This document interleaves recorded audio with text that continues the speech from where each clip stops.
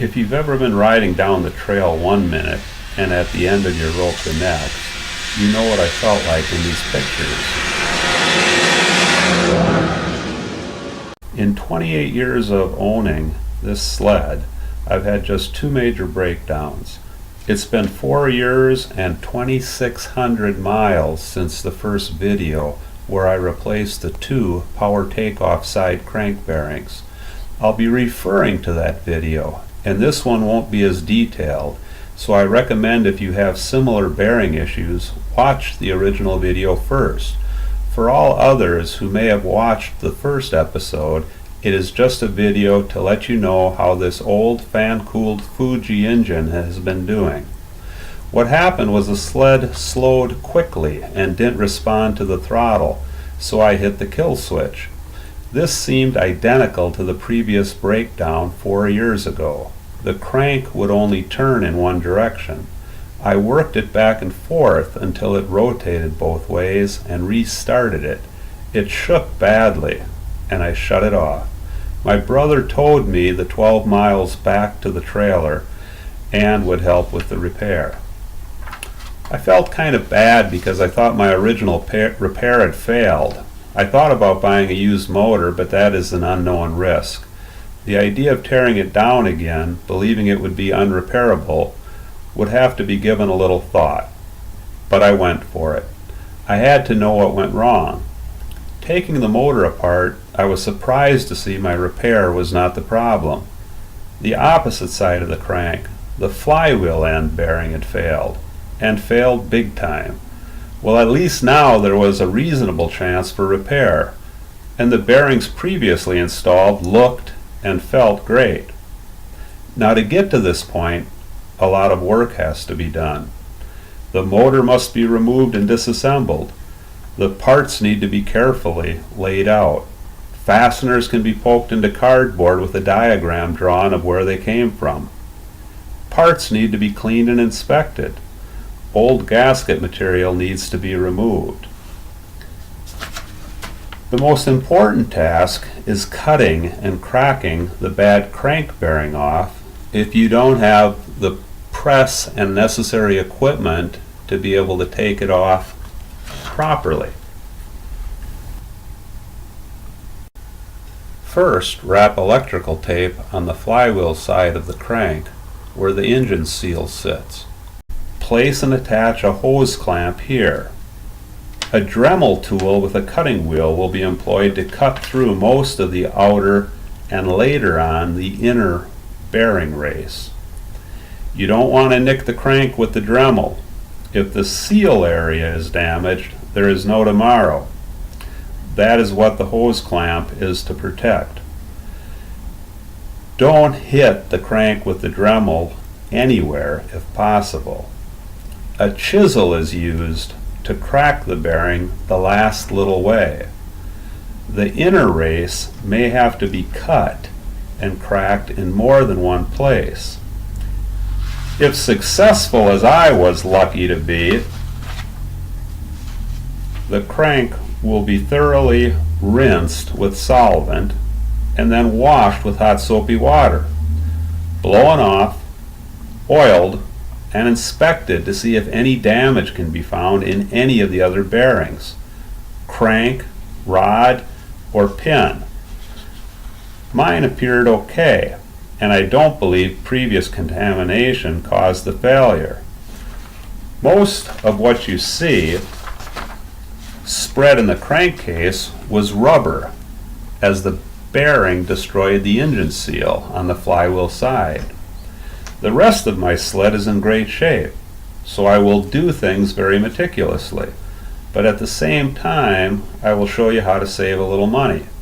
The last time a gasket set with seals was necessary, but this time the PTO seal is okay, and the previous teardown's flywheel side seal is okay and had been kept.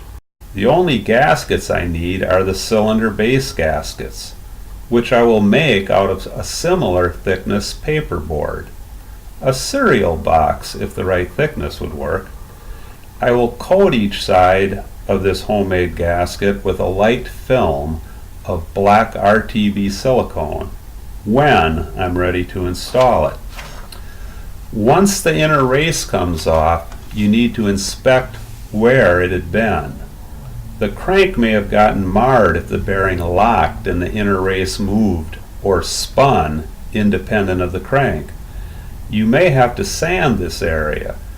Remember, your new bearing needs to be driven on over this spot. Where do you get the bearing? On the bearing was written NTN 6206W3-1.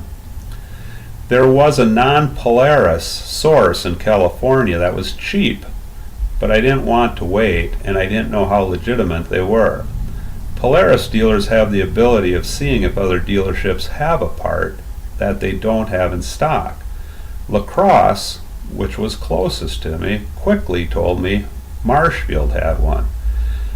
The parts guy in Marshfield, Jordan, confirmed this and immediately offered to, quote, go in the back and put his hands on it. Yes, it was there. What's a 200-mile ride on a bright sunny winter's day? Marshfield's Power Pack Inc.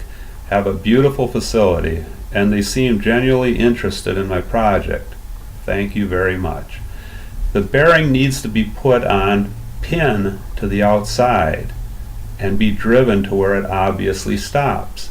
Have someone hold the crank and reference the other video. You only get one chance, so prepare accordingly. Once done, lightly grease and install your seals. Now fit the unit in the top half of your crankcase. If all looks and feels well, you're ready for reassembly. It's nice to have a second set of hands for installing the cylinders. Yes, I'm still using the original pistons and rings. Why not? This sled has run like new since the last repair, and they look fine to me, as they had before. Okay, there it is, all torqued and assembled, only a few days after the breakdown. I hadn't started on it right away, so it went better than expected. Of course, we have to try it out.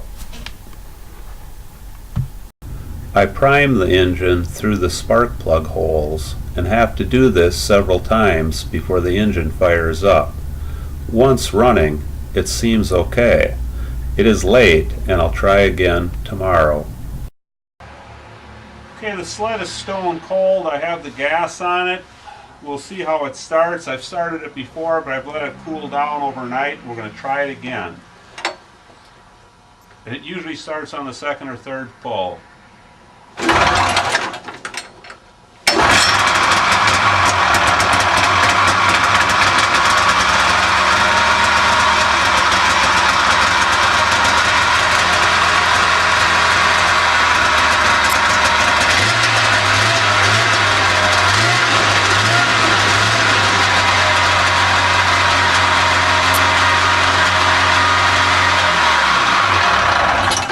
Not bad for a 91 Polaris Indy 488. Hey, it gave me the confidence to take it on a ride. We ended up going 173 miles, which was further than I wanted, but you know how your trail rides can go. We've put on just about 300 miles so far. The important thing is, I'm riding down Wisconsin's trails again, and hopefully we've all learned a little something. This sled just isn't ready to be put out to pasture like this old sled was. So, if there is a moral to the story, it's when bad things happen on the trail, all may not be lost. Thanks for watching. Again.